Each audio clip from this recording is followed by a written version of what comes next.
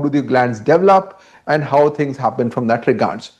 Now, most hormone glands have a dual origin. So they have got one part which is somewhere else and the other somewhere else. So when you talk about adrenal, you have got the medulla or cortex. Medulla is a neural organ and cortex is a glandular organ. So what it means is that the pathologies of medulla are distinct. You have got pheochromocytoma, while there you have got adenoma or carcinomas. Then pituitary, we know anterior pituitary is a glandular origin coming from the pharynx and going up, while the posterior pituitary is a neural tissue which is going down from that perspective. Thyroid again has got two regions, follicular region which is glandular and parafollicular region which is neuroendocrine, where you get this calcitonin producing cells which are there. Gonads of course have got their own stromal areas, cortical areas, and then you have got the germ cells which come from somewhere out. So these are very, very important and they make a huge difference, and developmental issues can become important. So we'll now try to get some physiology to pathophysiology. 1 week old boy with seizures, blood sugar is 24, ketone is 2.8, cortisol is 24 and growth hormone is 4. What is your interpretation? This is a pituitary hypoglycemia, presented symptomatic pituitary hypoglycemia, presented with cortisol deficiency, and pituitary hormone deficiency could be a possibility here. Yes. Now SPL is 1.8, which also means that there is a micropenis. What will you like to look at in the child in terms of basic clinical evaluation? We have to check for whether there is midline defect present or not, if the palate or heart defect any present or not. Yeah. We have to see for the faces, whether any dysmorphic faces present like SOX defect or HX1. So head circumference becomes important. Microcephaly is there or not. Spine you're looking at. Dental anomalies or ear or eyes. So nystagmus and blindness is also present. So now where does it lead to? This look like a HX1, septo-optic dysplasia could be one. So this will be a classical picture of a septo-optic dysplasia where the septum pellucidum and optic nerve both are not being formed. So this is congenital MPHD because of malformation from that regards. 17-year-old girl, follow-up of multiple pituitary hormone deficiency on growth hormone and thyroxine treatment. She had delayed puberty and was started on estradiol, has complaint of headache and lethargy and was found to have a low cortisol.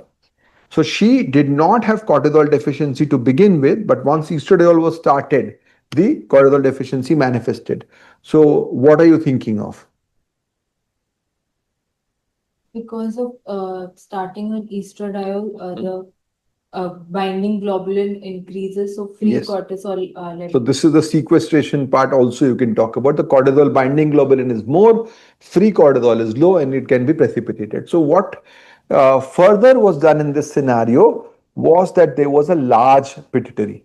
And this large pituitary was because of a prop1 defect and not a tumor, because it's a congenital MPHD from that regards.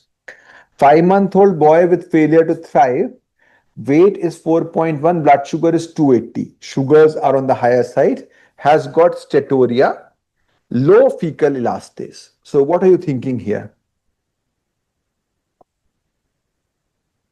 So this is diabetes. There is a diabetes in a newborn, young child, neonatal diabetes. What is very important here is that there is also steatorrhea and low fecal elastase, which means is it just the endocrine or both endocrine and exocrine? So both endocrine and exocrine. So which condition can cause pancreatic abnormality at this age? So the overall pancreatic development is defective. Can this be cystic fibrosis? Other manifestations should be respiratory. No, steatorrhea is there. Fibrosis. But 4.1 kg stat, then cystic fibrosis, we won't be.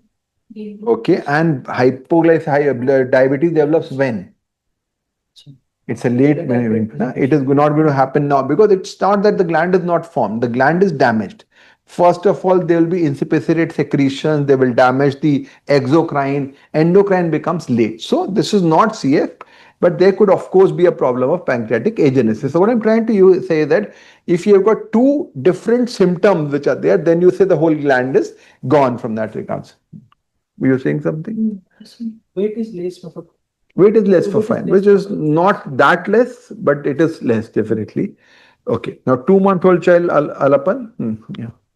Weight is 2500 grams. Height is 52 centimeters. What do you think? The birth weight, sir.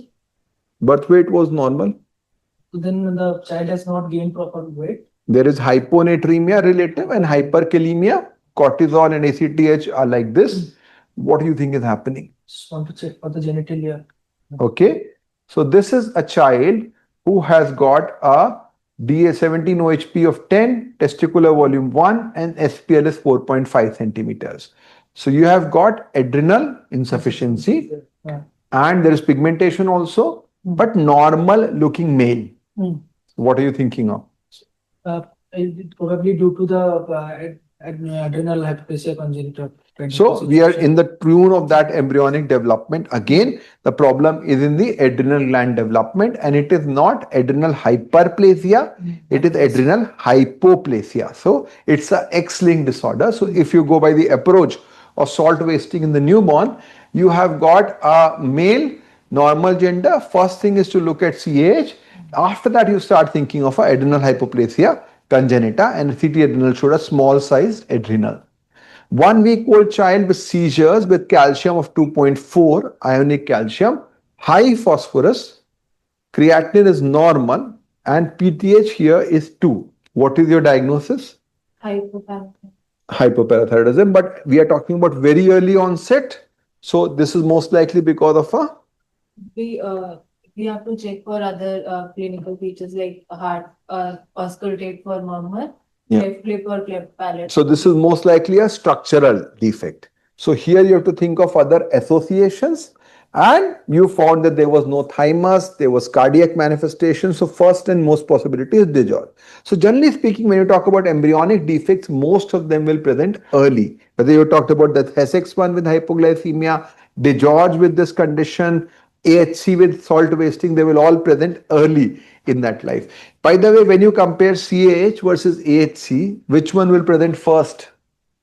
In a male with the salt wasting will be earlier for congenital adrenal hyperplasia or adrenal hypoplasia congenita, or same time. In CAH, there is initial resistance. No resistance, that's part of the neonatal period. So who will present early first? Why? There are some mechanism by which that salt wasting. So what are the mechanisms? The the enzyme is blocked. The precursors can further. So lot of these precursors will block the mineralocorticoid receptor and they will not allow whatever aldosterone you have to act on that. So for same level of aldosterone deficiency, CAH will present much earlier because these will act like a mineralocorticoid inhibitors. The problems in aldosterone action, pseudo-hypoaldosteronism will present much later because their cortisol is normal.